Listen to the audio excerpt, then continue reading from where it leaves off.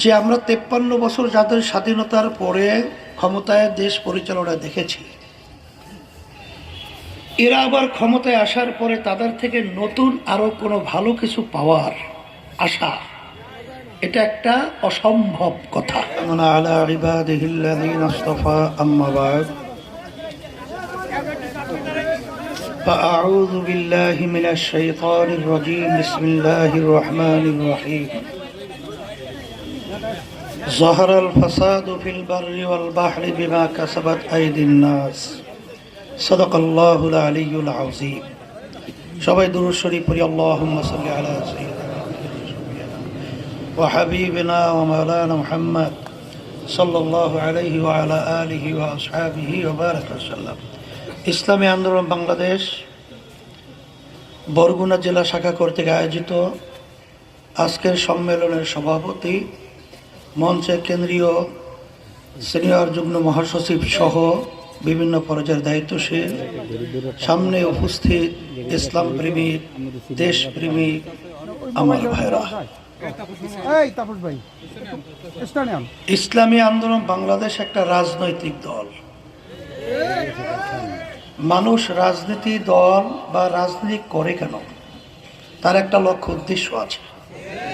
সে লক্ষ্য উদ্দেশ্য হলো এই দেশের কল্যাণ, মানুষের কল্যাণের জন্যই। কিন্তু আমরা বিগত 53 বছর স্বাধীনতার পরে যারা দেশ পরিচালনা করেছে, তাদের মাধ্যমে আমরা দেশের কল্যাণ, মানুষের কল্যাণ আমরা দেখি নাই। বরঞ্চ আমরা দেখেছি হাজার হাজার লক্ষ লক্ষ মায়ের কোল সন্তান হারা হয়েছে। বাপ তার সন্তান হারা হয়ে তারা বিভিন্ন পর্যায়ে কলিজার থেকে পোড়া গন্ধ তাদের বের হয়েছে। আজকে আমরা 53 বছরে পেয়েছি তাম দুনিয়ার ভিতরে এই দেশটা একবার দুইবার নয়, এদের পরিচালনায় দেশটা 5 বার চোরের দিক থেকে তাম দুনিয়ায় ফার্স্ট হয়েছে। এর পরিবর্তন আমাদের কি করতে হবে?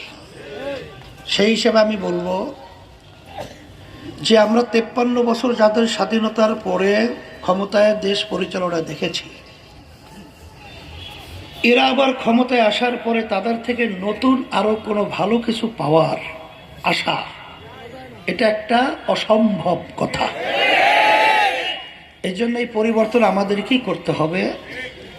জুলাই 5ই আগস্টের অভ্যুত্থানের পরে দেশের ভিতরে যে পরিবেশ তৈরি হয়েছে, আমি সারা দেশে সফর করার পরে আমার কাছে এটাই মনে হয় এখন মানুষ কিন্তু একটা পরিবর্তন চায়।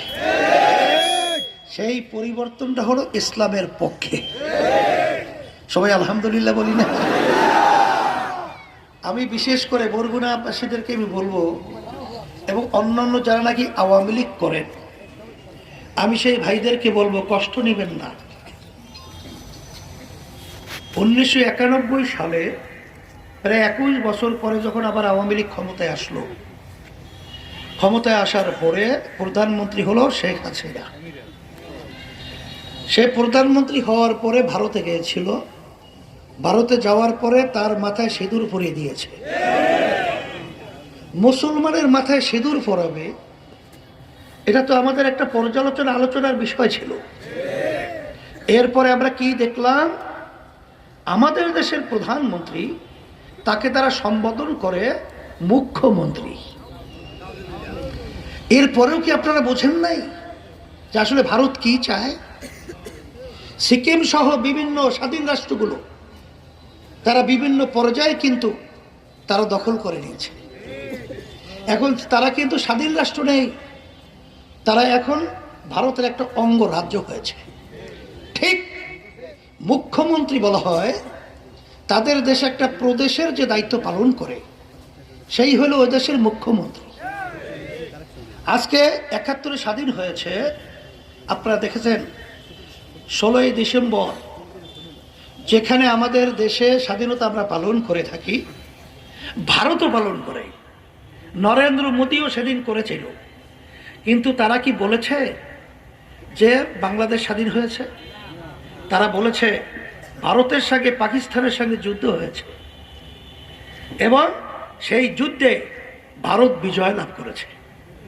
এরপরেও কি আপনারা বোঝেন না যে ভারত কি চায়? আমাদের পাশের রাষ্ট্র ভারত, আমাদের বাংলাদেশে তাদের সম্পর্ক থাকবে বন্ধুত্ব, কিন্তু আমরা বন্ধুত্ব সেই সম্পর্ক করতে পারছি না। কেন?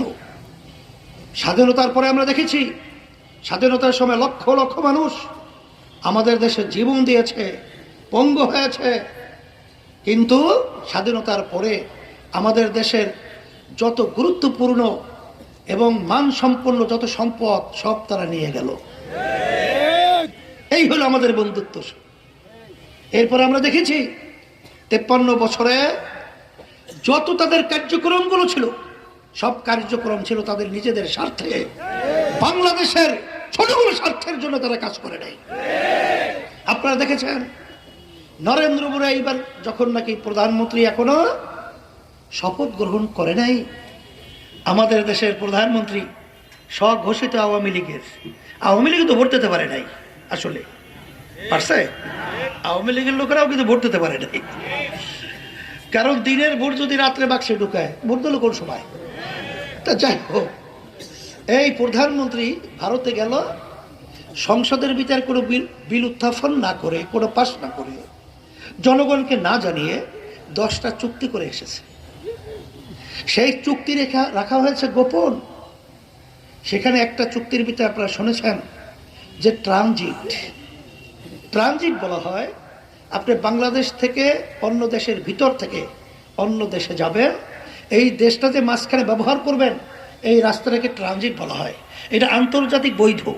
কিন্তু তারা যে আমাদের প্রায় 200 কিলোমিটারের রাস্তা এই চুক্তির ভিতরে নিল, যেখান থেকে ঢুকবে, যেখান থেকে বের হবে, যেখান থেকে বাংলাদেশে ঢুকে তাদের দেশে ঢুকবে, এরপরে বিদেশে যাওয়ার কোনো রাস্তা নাই। তাহলে এটা ট্রানজিট না, এটা হলো করিডোর। আর আমাদের পাশের ভুটান পাশ বিভিন্ন দেশে যাওয়ার জন্য 17 থেকে 18 কিলোমিটার মাত্র ট্রানজিট। এতবার আমরা চাওয়ার পরেও আমাদের বাংলাদেশকে তারা ট্রানজিট দেয় নাই। পানির ব্যাপারে দেখছেন সমস্ত আন্তর্জাতিক আইন লঙ্ঘন করে আমাদের দেশকে মরুভূমি বানিয়েছে। এরপরে আপনারা দেখেছেন ব্যবসার নামে আমাদেরকে শোষণ করা হয়েছে। এরপরেও যারা নাকি আওয়ামী লীগ করবেন, আমি বলবো করেন ঠিক, কিন্তু শেখ হাসিনা বা তার এই ফ্যামিলির নেতৃত্বে নয়। কারণ তারা কিন্তু প্রথম থেকেই তাদের দাসত্বের দায়িত্ব পালন করেছে।